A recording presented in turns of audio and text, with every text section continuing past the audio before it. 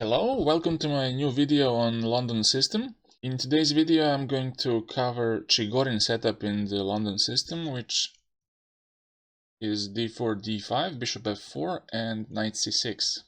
This setup is rarely played, but you should know how to deal with this.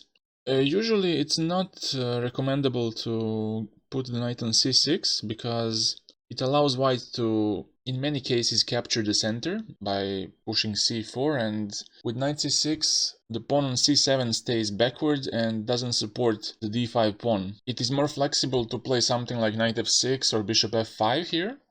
For example, with bishop f5, in case of c4, which we will play on knight c6, then you can hold the center with c6, e6 and make it more stable. But as you will see in this position, after knight c6, white plays first e3, and here black has two moves. He has bishop f5 and knight f6. A move like e6 here I would not recommend for black because it closes the bishop and white just continues normal development by c4, and we don't have to go into too much depth here. You just develop knight c3, knight f3, bishop d3, and then you slowly build up pressure and eventually you'll be ready to push e4 at one moment, because the bishops from c8 cannot defend the e4 square. So e6 is very passive for black. I would not spend too much time on this. Bishop f5 or knight f6 seem like the only logical continuations. Let's first cover the knight f6. After this move you can just continue developing knight f3, bishop g4. In case of that you can play h3, and if black captures on f3, queen takes, and after black tries to finish development by e6, you can go knight d2 and finish with c3, bishop d3, and so on and so on. It's a very nice position for white. In case of a move like bishop d6, you can go even bishop b5 here. You can eventually double the pawns on the c file by taking on c6, which makes it a really pleasant position for white. And later on you can play c4 and put even more pressure on the c6 knight. Also, knight b4 is not a big problem because white goes back, black gets c5, but one move later. And after bishop b5, knight c6, c3, we get almost normal position in London with the bishop pair. I would not say that black solved all his problems because still he has to worry about the knight on c6. Black is still lagging in development. White will play queen a4 next, and I prefer being white here. So that's all about bishop f3 variation. If he goes back to h5, you can start with c4, if e6, because if you take on c4 you just surrender the center. After bishop c4, white is developed really nicely and he is evidently better. He has a pawn center with knight c3, he will play e4 next, and eventually even g4 to kick this bishop because it's pinning the knight on f3. After e6, knight c3, and again you develop normally here. If bishop d6 to exchange bishops, you can go bishop g5 to avoid this, and now the d5 pawn would be under attack.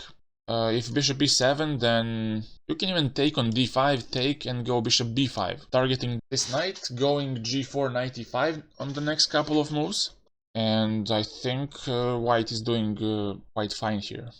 That's all about knight f6, I would say. After knight f6, knight f3, you can go bishop f5, but I think that transposes to a bishop f5 on the third move, which we'll see how it works. After bishop f5 here, you can go c4.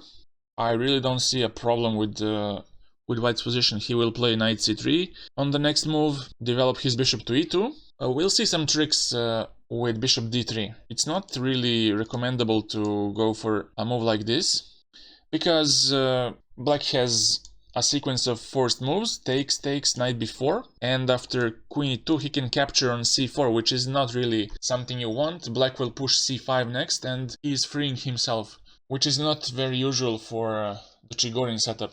So usually when bishop goes to f5 you don't exchange it because of this exchange and knight b4, and after queen goes back d takes c4 and c5 comes next, and black is more than okay. So you should avoid that. Just go for bishop e2 here. And if black takes, then fine, you take on c4 and you have massive center here. It's okay for you, but you don't allow knight b4 with tempo and c5. That's very important to remember. After e3, we covered knight f6. Now we're going to cover bishop f5, which is the second most logical move here. There was nothing else which was remotely useful. a6 stops bishop b5 in some variations, but I can play c4 immediately and go with knight c3, develop normally, and as black you're struggling with development and with holding the center together. So let's go back to bishop f5. After bishop f5 you can choose a more calm way to play, bishop d3, to exchange off bishops, and continue knight f3 in more classical way of playing the London system. Knight f3, knight d2, c3, or even maybe going for c4 after development happens. But here I like this move better, c4.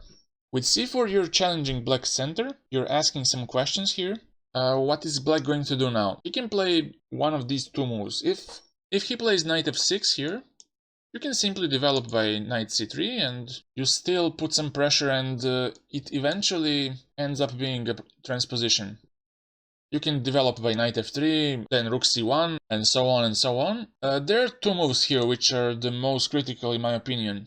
And before I go into that, I want to mention just that knight b4 is not dangerous because of queen a4. And now the knight has to go back and it's losing precious time. Capture on d5. Capture. And if queen takes, knight c3. And this is just not a position to want as black. Black's queen gets kicked away, knight goes to f3, or even bishop b5 comes on the next move, and black is just in a really bad position. Like I said, after c4, two moves that I find most critical are e6 and bishop takes b1. Let's first cover bishop takes b1. Rook takes. If black continues with e6, threatening to go bishop b4 check, I can go a3, just calmly stopping bishop b4, and on bishop d6 to go bishop g3. Not exchanging with tempo, and in case some exchange happens, I will open up the h-file and black has to be careful about where he goes with his king. So if he delays this with knight f6, white can take, ed, and now bishop d3. White is almost finishing his development. If he castles now, then you can continue with knight f3 and go on. You might even consider avoiding the trade with bishop h4 on the next move. Now once the knight moves to e7 to get c6, now the e5 is quite weak. And in case of bishop g3 here, then after hg, black is not able to castle here because you have bishop takes h7, and after this queen h5 and black is losing a pawn. He has to play something like f6, but you can take and continue the initiative here. So after queen e7 here, white just continues normal development by knight f3, and he can even wait for black to decide where to go. So he remains flexible here. He can play queen c2 on the next move and kind of wait for black to decide what to do. And he can do that because the center is fixed.